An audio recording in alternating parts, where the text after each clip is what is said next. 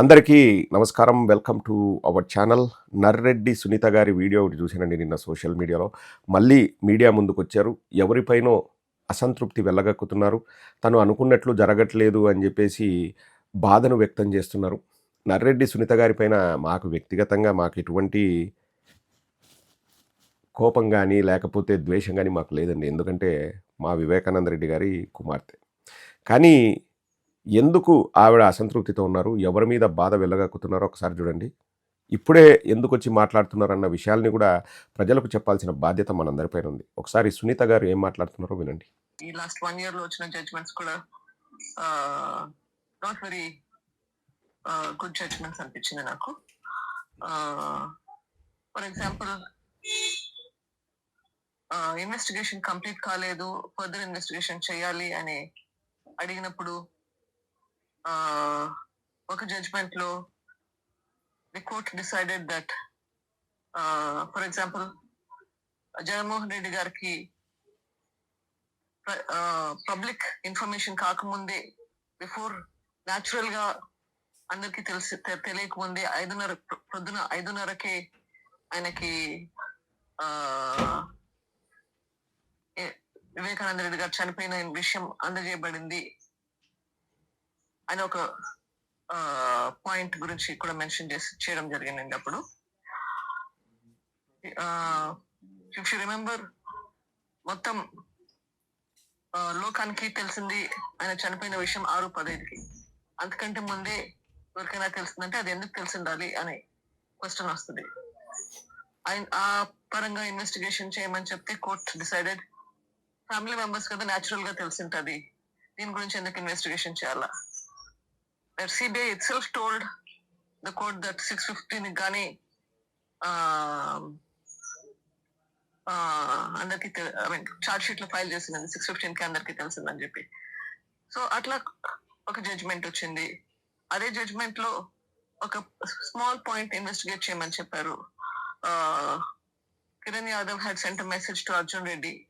అర్జున్ రెడ్డికి ఎందుకు మెసేజ్ పంపించాల్సింది వచ్చింది అని. అది అగైన్ లాంగ్వేజ్ మిస్కమ్యూనికేషన్ లో మిడ్ నైట్ అని చెప్పేసి దాని దగ్గర వదిలేశారు. ఆ ఇన్వెస్టిగేషన్ చేస్తే దాంట్లో చాలా అవకతవకలు ఉన్నాయి.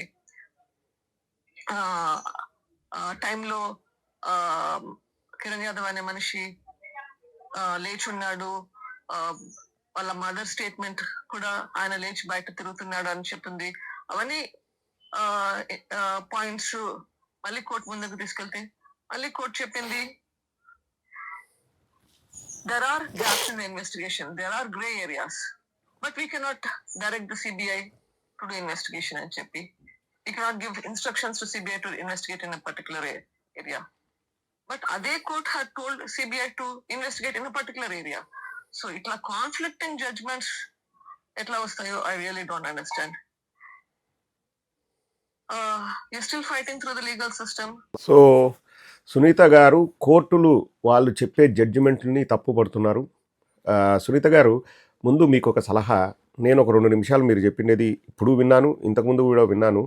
మీరు ఏం మాట్లాడాలనుకున్నారో నాకే అర్థం కాలేదండి. నేను ఎన్నో వీడియోలు చేశాను మీ తండ్రి గారి మరణం పైన. నాకు తెలిసినంత కూడా నేను ప్రజలకు చెప్పాలని ట్రై చేశాను. కానీ మీరు ఏం చెప్తున్నారో నాకు అర్థం కావట్లేదు. జగన్మోహన్ రెడ్డి గారికి ఫోన్ వచ్చింది, ఆ విషయాన్ని ఇన్వెస్టిగేట్ చేయలేదు. కిరణ్ యాదవ్ అనే వ్యక్తి అర్జున్ రెడ్డికి ఫోన్ చేశారు, ఆ విషయాన్ని ఇన్వెస్టిగేట్ చేశారు. దాన్ని కూడా చేసి కూడా మధ్యలో వదిలేశారు.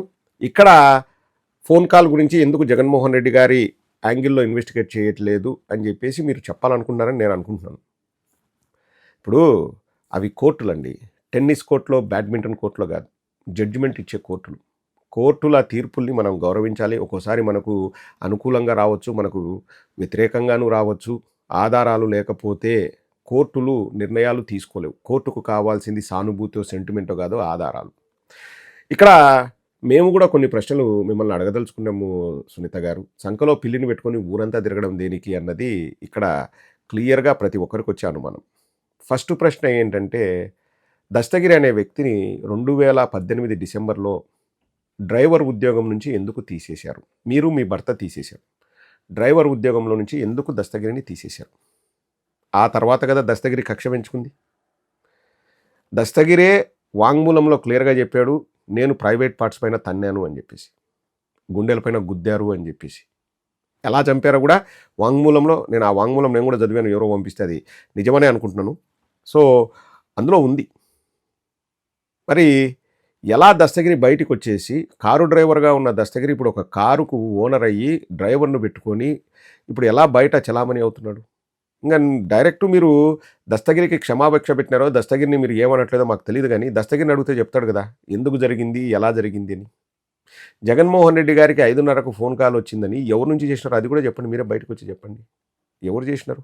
ఇప్పుడు ఒకసారి ఒక వార్త వచ్చినప్పుడు, ఏదో విధంగా అది బయటకు వచ్చినప్పుడు 100 మందికి ఎలా చేరింది అనేది ఎవడు కూడా చెప్పలేడండి. ఎలా చెప్తారు? ఎవ్వరు కూడా చెప్పలేరు. కానీ మీరు ఒప్పుకున్న విషయం, వివేకానంద రెడ్డి గారు స్వహస్తాలతో రాసిన ఆ లెటర్ని కృష్ణారెడ్డి గారు చూస్తే, మీ భర్త కృష్ణారెడ్డి గారిని దాచిపెట్టు, ఆ లెటర్ను పోలీసులకు ఇవ్వద్దు అని చెప్పాడు. సాక్షుల్ని తారుమారు చేయడం కాదా అది? ఇది నేను బయట చూశాను, మీరు కూడా ఆ విషయాన్ని ఒప్పుకున్నారు, మీ భర్త కూడా ఒప్పుకున్నారు. ఆ యాంగిల్లో కూడా ఇన్వెస్టిగేషన్ చేయొచ్చు. ఏదో గూగుల్ మ్యాప్ ఏదో ఏదో చెప్పారు ఇంతకుముందు, అవన్నీ కూడా పనిచేయమని చెప్పారు. ఇప్పుడు కోర్టులు ఏం చేయాలన్నది కోర్టులు నిర్ణయిస్తాయి. మీరు చేయాల్సిందేంది? మీడియా ముందుకు వచ్చి మాట్లాడాల్సిన అవసరం ఏముంది? మళ్ళీ ఇప్పుడు జగన్మోహన్ రెడ్డి గారి యాత్రలకు విపరీతంగా జనాలు వస్తున్నారు, లేకపోతే జగన్మోహన్ రెడ్డి గారి గ్రాఫ్ పెరుగుతూ ఉంది, ప్రజల్లో కూడా జగన్మోహన్ రెడ్డి గారి పైన మళ్ళీ ఆయన ముఖ్యమంత్రి చేసుకోవాలన్న అభిప్రాయం ఏర్పడింది అన్న వెంటనే మీరు వచ్చేసి ఇలా జరగలేదు, అలా జరగలేదు, జగన్మోహన్ రెడ్డి గారిని ఎందుకు ఇన్వెస్టిగేట్ చేయట్లేదు, లేకపోతే ఎందుకు ఇంట్రాగేట్ చేయట్లేదు అని చెప్పేసి మీరు వచ్చి మాట్లాడడం ఎంతవరకు సమంజసం సునీత గారు? ఎంతవరకు సమంజసం? ఒకవేళ మీరు కోర్టులు సరిగా చేయట్లేదంటే కోర్టు మీద కేసు వేయండి, మళ్ళీ కోర్టులోని. పబ్లిక్లోకి వచ్చి మాట్లాడాల్సిన అవసరమే ఉంది. పబ్లిక్లోకి వచ్చి మాట్లాడితే ఇంకా ప్రజల్లో ఒక రకమైన కన్ఫ్యూజన్ వస్తుంది. రెండవది, మీరు పబ్లిక్లోకి వచ్చి మాట్లాడితే నిజంగా తప్పు చేసిన వాడు, ఓహో ఈమె ఈ విధంగా మాట్లాడుతుందా అని చెప్పేసి వాళ్ళు జాగ్రత్త పడే అవకాశం ఉంది కదా. దానివల్ల కేసు ఇంకా డిలే అయ్యే అవకాశం ఉంది, పక్కదారి మళ్ళీ అవకాశం ఉంది. కానీ అవన్నీ కూడా మీరు ఆలోచించుకోకుండా ఏదో చంద్రబాబు చెప్పినాడనో లేకపోతే ఇంకొకరు చెప్పినారనో మీరు వచ్చేసి వాళ్ళని ఇన్వెస్టిగేట్ చేయలేదు, వాళ్ళని ఇంట్రాగేట్ చేయలేదు, ఈ యాంగిల్లో చేయలేదు, ఆ యాంగిల్లో చేయలేదు, కోర్టులు ఎందుకు చేస్తున్నాయి నాకు అర్థం కావట్లేదు, కోర్టులో వాళ్ళ జడ్జిమెంట్ సరిలేదు, వాళ్ళు ఇన్వెస్టిగేట్ చేయమంటే వాళ్ళు చేయట్లేదు, సిబిఐకి చెప్పమంటున్నారు. ఇవన్నీ ఎందుకండి ప్రజలకు? దేనికి నలుగురు చంపినారు అని వాళ్ళే ఒప్పుకున్నారు, ఇంకా పేర్లన్నీ కూడా ఉన్నాయి. అందులో ఒకడు, నాకు నిజంగా ఇప్పటికీ నాకు అర్థం కాని విషయం ఏంటంటే అండి, ఒక వ్యక్తి నేనే చంపినా అని చెప్పి ఒప్పుకొని, అంటే ఇప్పుడు పోలీసులకు సహకరిస్తే ఇప్పుడు 5 మంది ఎవరైనా చంపారనుకోండి, నెక్స్ట్ ఎవరైనా అందులో ఏమైనా కాంపిటీషన్ ఉంటుందా? ఆ 5 మందిలో ఒకడు పుసుక్కున పోలీసుల దగ్గరికి వెళ్ళి నేనే అండి చంపింది, నాతో పాటు 4 చంపినారు, కానీ నేను అప్రూవర్ అవుతా, నన్ను బయటకు వదిలేయండి, నేను ఇంతకుముందు పేదవాడిగా ఉన్నా, నేను ఇప్పుడు అప్రూవర్ అయితే నేను డబ్బున్నవాడిని అవుతాను, ఇంతకుముందు కారు డ్రైవర్గా ఉండేవాడిని కారు ఓనర్ని అవుతాను, సెటిల్మెంట్లు చేస్తాను, బయటకు పోయి తిరుగుతాను అని చెప్పేసి ఒక ఎగ్జాంపుల్ సెట్ చేస్తున్నారా?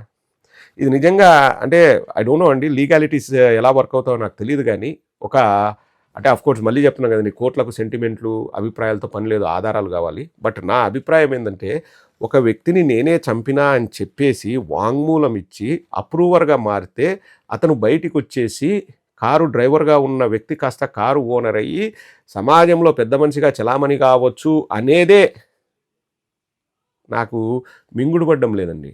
అది ఎలా సునీత గారు దాన్ని ఎలా డైజెస్ట్ చేసుకుంటున్నారో, మా నాన్నను చంపిన వ్యక్తుల్లో ఇతను అని చెప్పేసి వాళ్ళే ఒప్పుకున్నారని వాంగ్మూలం అవన్నీ ఉన్నాయి, మనం ఏం చెప్పాల్సిన అవసరం లేదు, మనమేం కేసుని ప్రభావితం చేయాల్సిన అవసరం లేదు. కానీ ఆ వ్యక్తి బయట అంతా మీసాలు ఇట్లా తిప్పుకొని తిరుగుతూ చలామణి అవుతుంటే పెద్ద మనిషిలాగా సునీత గారు దాన్ని ఎలా డైజెస్ట్ చేసుకున్నారో నాకు ఇంతవరకు అర్థం కావట్లేదండి. దస్తగిరి పైన ఒక్క మాటైనా మాట్లాడిందే సునీత? అమ్మ సునీత గారు, రాజశేఖర్ రెడ్డి గారి అభిమానులుగా వివేకానంద రెడ్డి గారిని మేము అంతే అభిమానిస్తాం. వివేకానంద రెడ్డి గారిని ఎవరు చంపారు, ఎందుకు చంపారు, దానికి కారణం ఏంటన్నది ప్రపంచానికి తెలియాలి, వివేకానంద రెడ్డి గారి ఆత్మకు శాంతి చేకూరాలని చెప్పేసి మేము మనస్ఫూర్తిగా కోరుకుంటున్నాం. దీంట్లో రాజకీయాలు మీరు ఆపాదించకండి. ఎవరో చెప్పిన మాటలు లేకపోతే చెప్పుడు మాటలు విని మీరు ఇష్టారీతిన మాట్లాడకండి పబ్లిక్లోకి వచ్చి, మేము డైజెస్ట్ చేసుకోలేం. ఒక వైఎస్ఆర్ ఫ్యామిలీ అభిమానులుగా మేము డైజెస్ట్ చేసుకోలేం. మాకు వైఎస్ఆర్ గారు ఎంతో, వివేకానంద రెడ్డి గారు అంతే. ఊరికే బయటకు వచ్చేసి వివేకానంద రెడ్డి గారిని మాత్రం అవమానించకండి. ఒక అభిమానిగా నేను మాట్లాడుతున్నా.